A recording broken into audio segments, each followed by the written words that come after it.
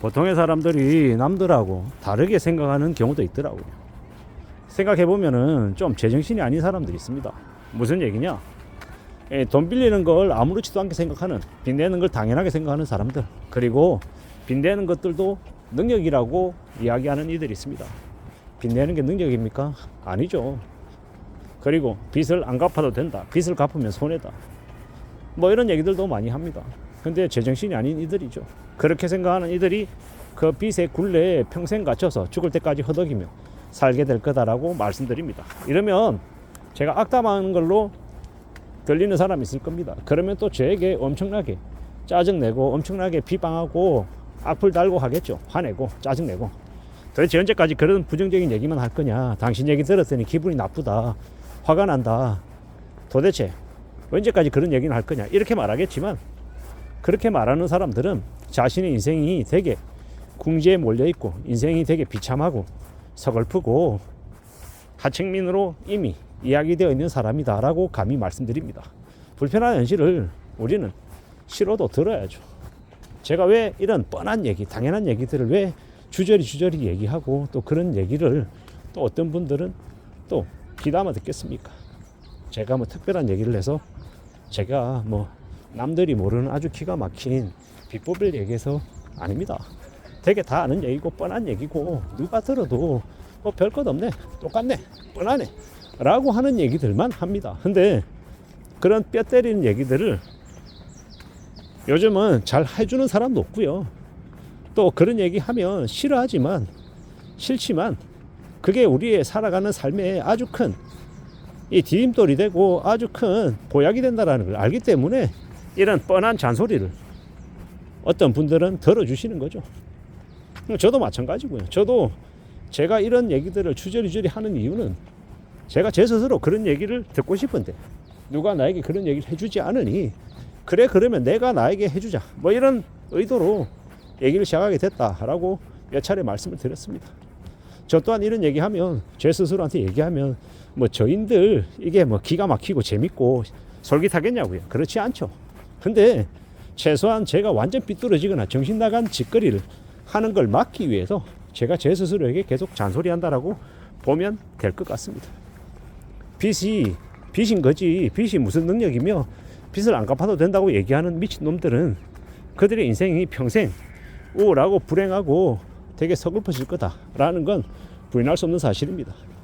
돈을 빌리고 안 갚아도 된다, 그리고 빚이 능력이다, 빚을 10억 내고 20억 내고 그것도 아무에게나 그런 빚을 안 내준다, 그 빚을 내는 것도 능력이다, 이렇게 말하는 이들이 있는데, 그런 이들이 그렇게 빚을 10억 내고 20억 내고 실제로 자신들이 가지고 있는 부동산 자산은 뭐 70억이다 80억이다 라고 말하지만, 실제로 그들이 느끼는 것, 그들이 살아간 일상은 어떠냐, 되게 우울하고 되게 불쌍하고 되게 허덕이며 사는 거죠. 밥값 10,000원 20,000원 해도 벌벌 떨면서 눈치 보면서 사는 게 그네들의 인생이다라는 겁니다. 차는 좋은 차 외제차 끌고 다니겠죠. 근데 차 기름값 없어서 허덕이고 주차비 없어서 허덕이고, 뭐 차 조금이라도 고장 나면 수리비 없어가지고 되게 머리 아파하는 게 그들의 모습이더라는 겁니다. 그게 살아가는 모습이다, 현실이다라고 하면 얼마나 우울하고 얼마나 서글프겠습니까? 그러니 빚지지 말자, 내 인생에 빚은 없다, 이렇게 생각하고 살아가자라고 말하고 싶은 겁니다. 그렇게 지내야, 그렇게 살아가야 우리의 삶을 또 다듬어 나가고 대비해 나가더라는 겁니다. 살아가는 현실은, 삶은 우리에게 꽤나 어렵습니다. 수월하지 않다라는 거죠. 그걸 잘 궁리하고 잘 따져보며 지내야 되겠습니다. 냉정하게 뭔가를 결정하고 판단하고 움직이는 게 좋을 것 같다라고 생각하는 겁니다. 지금을 살아가는데, 지금의 시대에 우리가 뭘 조심하고 어떤 걸 챙겨가며 살아가야 될지 모를 때가, 막막할 때가 많습니다. 근데 결국 뻔한 얘기죠. 벌어들이는 돈이 200이다 라고 하면 씀씀이는요 무조건 200만 원 이내로 써야 되는 거고, 이왕이면 버는 게 200이면 쓰는 건 100만 원, 120만 원 이래서 남은 돈을 저축할 수 있어야 되는 거죠. 저금할 수 있어야 되는 거죠. 그렇게 절약하고 살아가야 그래야 삶이 지켜지더라는 겁니다. 우리의 삶을 잘 좀 유지하고 관리해 나가기 위해서 어떻게 살아가야 된다? 보수적으로 살아가야 된다. 절약할 줄 알아야 되고 아낄 줄 알아야 된다라는 거죠. 우리가 천년 만년 오랫동안 돈 많이 벌고 풍족하게 이렇게 살 것 같지만 그렇지 않더라는 거예요. 시간이 지나면 벌어들이는 돈도 적어지고 실직하게 되고 돈이 모자라서 부족할 때도 많더라는 것. 그런 걸 좀 잘 생각하면서 지내는 게 좋을 것 같습니다. 우리가 살아가는 지금의 시대를 우리가 어떻게 좀 유지하고 관리하고 챙겨 나갈지를 스스로 좀 잘 생각해 놓는 게 필요한 것 같습니다. 그렇게 살아가야 그래야 우리가 생각하는 소중한 것들을 지키며 살지 않겠나라는 겁니다. 살아가는 우리의 삶이 어떻게 전개가 될지 어떻게 흘러갈지는 우리가 다 컨트롤 못하지만 그래도 나름의 이 소비 습관과 생활 습관을 좀 잘 좀 갖춰놓고 지내면 그러면 또 나름 그래도 삶을 지켜내고 안정적으로 살아가는 그런 것들도 가능하겠더라는 겁니다. 그러므로 마음을 좀 잘 먹고 차분히 우리의 삶을 다듬어 나가고 지켜나가고 또 갖춰 나갔으면 좋겠습니다.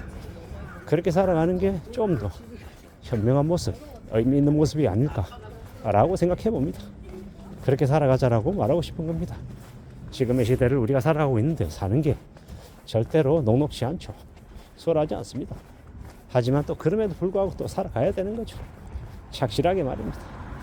안전하게 우리의 삶을 잘 좀 지켜나가기 위해서 다듬어 나가기 위해서 무던히 부지런히 애써보자라고 말하고 싶은 겁니다. 그래야 되지 않을까라고 말입니다.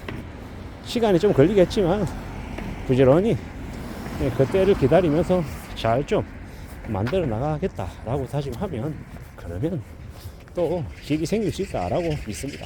그러니 무리하게 빚지거나 무리하게 욕심 내지 말고 차분히 천천히 우리의 삶을 전개시켜 나갔으면 좋겠습니다.